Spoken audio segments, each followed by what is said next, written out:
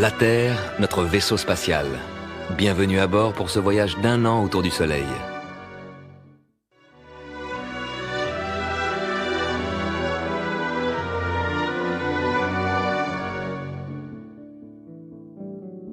Cette semaine, c'est l'équinoxe, le début du printemps. Nous ressentons notre périple autour du Soleil grâce aux saisons. Hiver, printemps, été, automne, de nouveau hiver. Comme son axe est incliné, la Terre se présente au Soleil sous des angles différents. Quand la Terre est ici, le Soleil, à midi, est à la verticale de l'hémisphère sud. Là-bas, c'est l'été. Alors que la plus grande partie de la journée, l'hémisphère nord est à l'ombre. C'est l'hiver. Puis, au fur et à mesure que la Terre avance sur son orbite, la ligne où le Soleil tape à la verticale monte vers l'équateur. L'équinoxe, c'est le jour où le Soleil est à la verticale de l'équateur. Le nord et le sud en profitent équitablement. Pour l'hémisphère nord, le printemps commence. Comme la Terre continue son périple, la ligne où le Soleil tape à la verticale monte encore vers le nord. Et là, au mois de juin-juillet, l'hémisphère nord sera tourné vers le Soleil.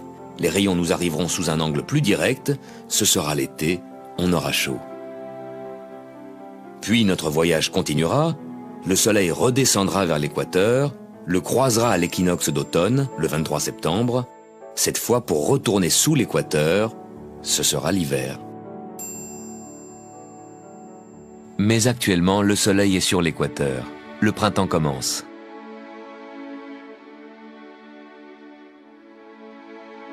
C'est à cette époque d'équinoxe que se produisent les grandes marées.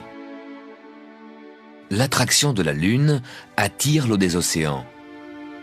Si la Lune est en position de demi-lune, cette force d'attraction agit dans cette direction. Tandis que l'attraction du Soleil agit dans une autre direction. Ces deux forces divergentes ne provoquent que de petites marées. Par contre, si la Lune est alignée avec le Soleil, leurs forces d'attraction s'additionnent, se conjuguent et provoquent des marées plus fortes. Le jour de l'équinoxe, le Soleil parfaitement vertical par rapport à l'équateur vient ajouter sa force d'attraction à la force centrifuge de la Terre. Et c'est comme cela que se produisent les grandes marées d'équinoxe. Un autre facteur est important pour les marées, la distance de la Lune. L'orbite de la Lune est une ellipse. Parfois la Lune est loin, parfois elle est proche. Plus la Lune est proche, plus la marée est forte. Parfois, les plus fortes marées n'arrivent pas au moment de l'équinoxe, mais les jours où la Lune était au plus près de la Terre.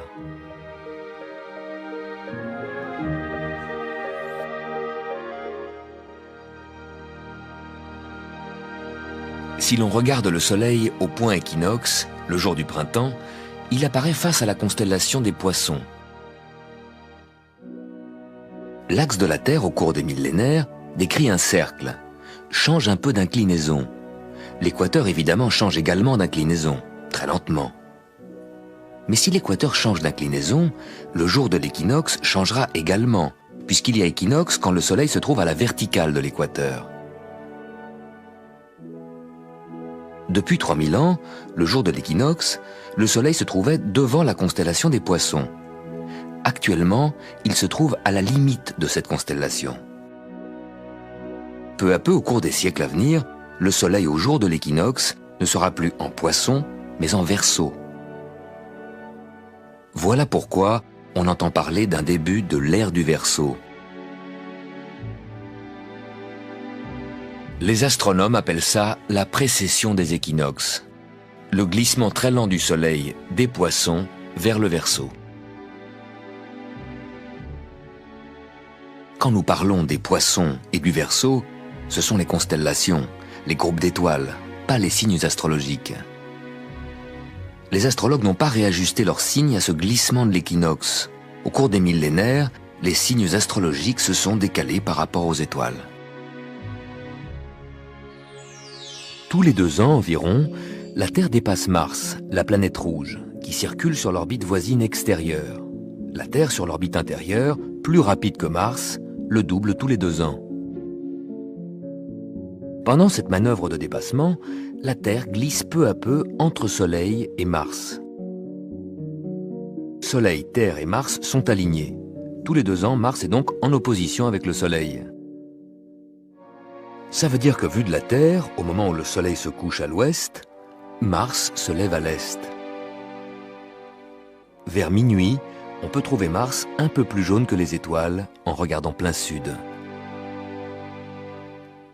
Quand la Terre rejoint l'axe Mars-Soleil, Mars est en face du Soleil. À midi, le Soleil est plein sud. Et à minuit, c'est Mars qui est plein sud. Mars est la seule planète où des astronautes pourraient marcher dans un proche avenir. Des sondes s'y sont posées en 1976 et en 1997 pour prélever des échantillons et les analyser. Actuellement, d'autres sondes sont en route vers Mars. Chaque mois, la Lune s'aligne avec Mars. Quand cette conjonction est visible le soir, c'est facile de repérer Mars, juste à côté de la Lune. Pendant que nous voyageons autour du Soleil, nous oublions que la Terre traîne avec elle une énorme colonne d'ombre de 12 000 km de large.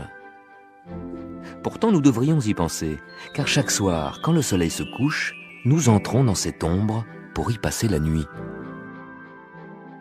Pendant une éclipse lunaire, qui se produit toujours à la pleine Lune, nous pouvons enfin voir l'ombre de la Terre. Elle se projette sur la Lune et l'obscurcit.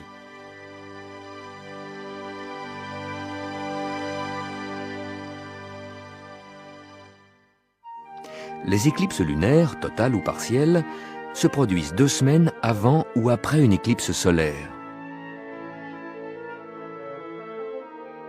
Pour les éclipses du Soleil, la zone de totalité est très étroite et l'éclipse ne dure que quelques minutes. Par contre, 2 semaines plus tard, quand la Lune se situe exactement en face du Soleil et plonge dans l'ombre de la Terre, l'éclipse dure des heures, car l'ombre de la Terre est plus large que la Lune. Toute la moitié nuit de la Terre peut profiter de l'éclipse lunaire.